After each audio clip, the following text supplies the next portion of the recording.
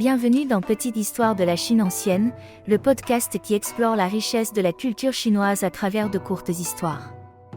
Aujourd'hui, nous allons voyager dans la Chine ancienne pour découvrir l'origine de l'expression « trois hommes font un tigre » et comprendre pourquoi, à l'ère des réseaux sociaux, cette vieille sagesse est plus pertinente que jamais.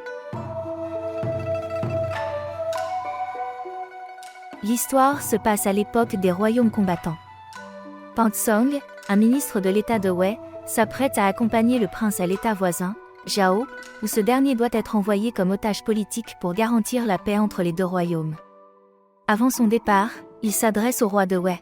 Si une personne vous dit qu'il y a un tigre dans la rue, allez-vous le croire ?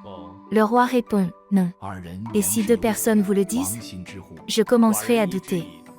Et si trois personnes affirment la même chose ? Je finirai par le croire. Pan Song conclut, il n'y a pas de tigre dans la rue, bien sûr. Mais si trois personnes répètent un mensonge, il devient une vérité dans l'esprit de ceux qui écoutent. Je crains que lorsque je serai à Zhao, certains chercheront à me nuire par des rumeurs. J'espère que votre majesté gardera cela à l'esprit. Le roi promit, mais oublia bien vite sa promesse.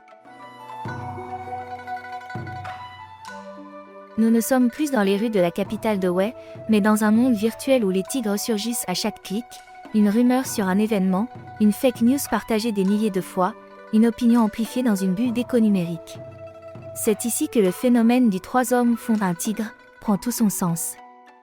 Plus une information est répétée, leakée, commentée, retweetée, plus elle semble vraie, même sans preuve, même si elle est totalement fausse.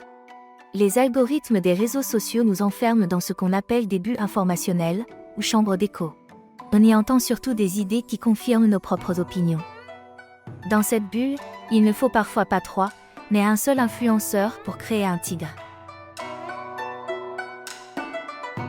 Merci de nous avoir écoutés sur Bamboo Studio. Si ce récit vous a intéressé, n'hésitez pas à partager cet épisode et à nous laisser vos commentaires. À très bientôt!